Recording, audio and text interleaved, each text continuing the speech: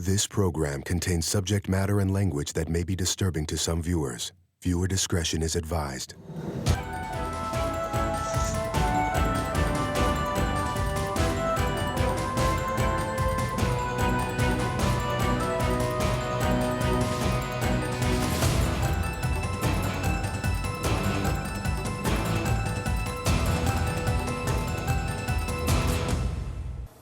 Hi, my name is Michael, and I'm addicted to my iPhone.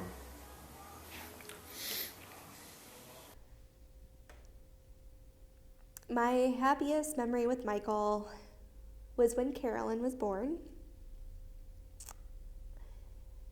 Until I looked up and he was downloading a birthing app.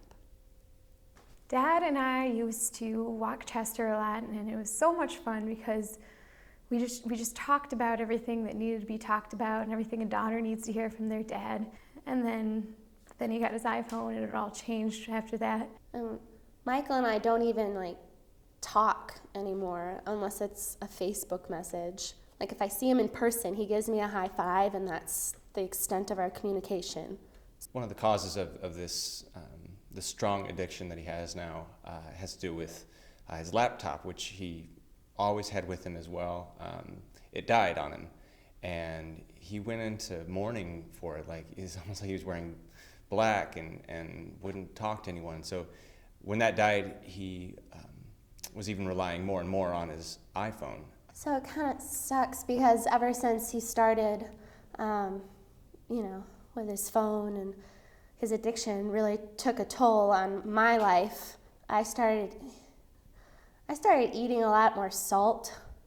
It's really stupid, but I've been really bloated, and I can't keep a boyfriend because all I do is think about Michael and wonder if he's okay, and if he's actually eating himself. I feel like I'm overcompensating, in my love life and my physical life. Michael used to have a lot of friends. That was a big draw for me. We were really social. And in the last 2 to 3 years, he's really lost a lot of his friends. He will go out and we will be at a bar and he's on his iPhone. I think what worries me the most about his iPhone addiction is carpal tunnel syndrome and posture. It's very important that you have good posture, and all this repetitive leaning over and using just your thumbs. He's going to pay for it when he gets older. And it really sucks because the last 4 years, he looks like he's aged 20 years. He's not that old looking. The phone made him that way. I just really miss my dad. I want him back. I just want to tell Michael that I love him, that we're all here for him, that he can do this. And if it means that I need to get rid of my, electronics, I will. I grew up as a hippie.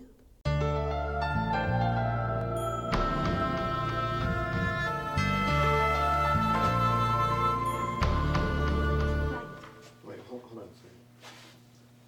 Oh, okay. How are you? Good, how are you? Good.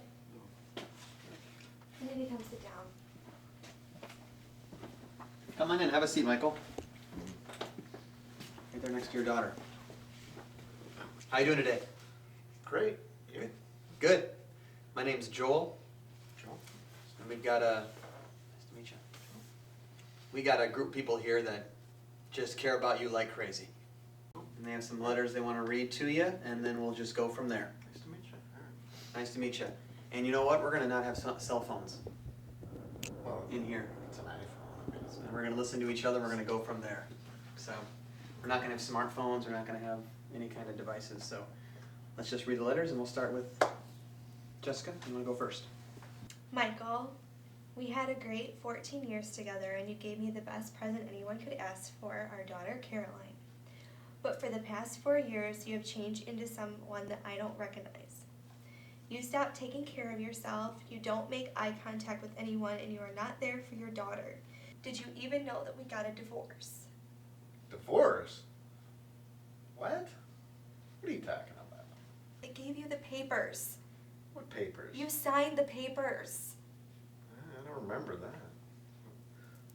when did this happen? I just want the man I married back. The one who could sit through a 2-hour movie and not be playing on his phone. I miss you and I want you to get better. She cares a lot about you. Let's go with Brandon. Your best friends. Brandon, you have a letter. Why don't you go ahead and read that? Hey, buddy. We've known each other a long time, and we've been through a lot. Do you remember when we used to have guy night? You know, one night without the wives, every week, just guys hanging out, drinking beers, watching sports. I looked forward to those nights. You know, you started missing a couple, and I was okay with that, but we haven't seen each other in over a year. I got sick of going over to your house, watching you with your phone, or seeing you only when you needed me to bring you something from the outside world. Buddy, it's time to get back to society. Back to hanging out with the guys, back to the beer, back to the football, and just out of your house. I'm really hoping that you'll take Joel up on his offer to help, or else I'm kicking you out of the fantasy league. Good. He cares too. Cody, why don't you go ahead and read your letter to your brother Michael here. Michael, Lisa and I looked up to you growing up. You were a great older brother, smart, athletic, funny, color coordinated. We wanted to be just like you. You took care of us. We never thought things would change so dramatically.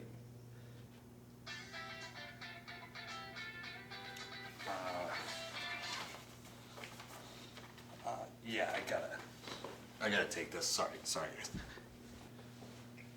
Yeah. What do you mean I didn't cover the spread?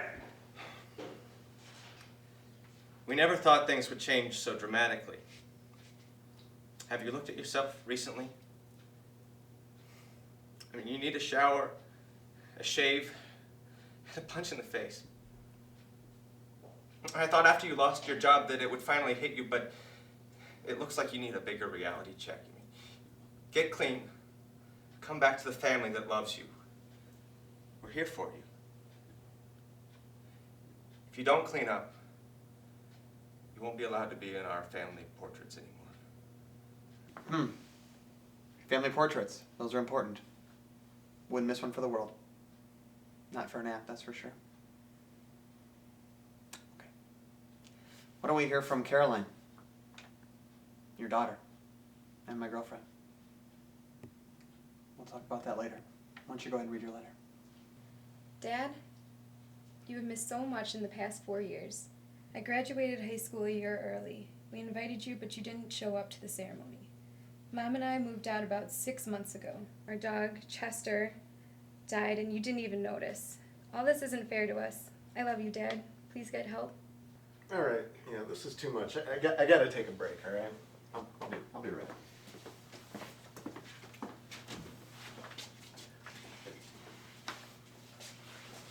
Where's he going? Michael. Michael, you need to come in there. I'm not even living in the house anymore. You need to come back in there. Everyone's here for you. Fine.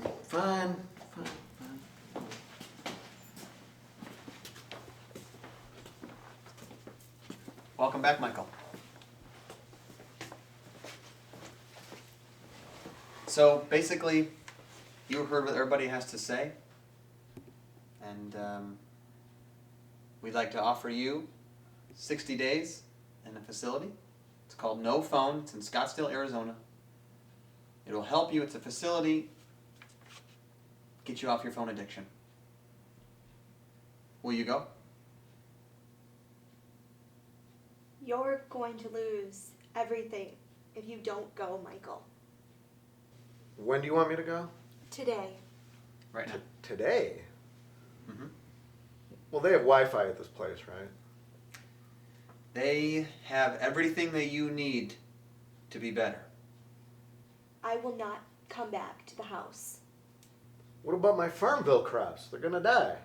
Has anyone thought of that? We have Brandon. Yeah, if it means my friend's gonna get clean, no, I'll do it. Fine, I'll go. Okay.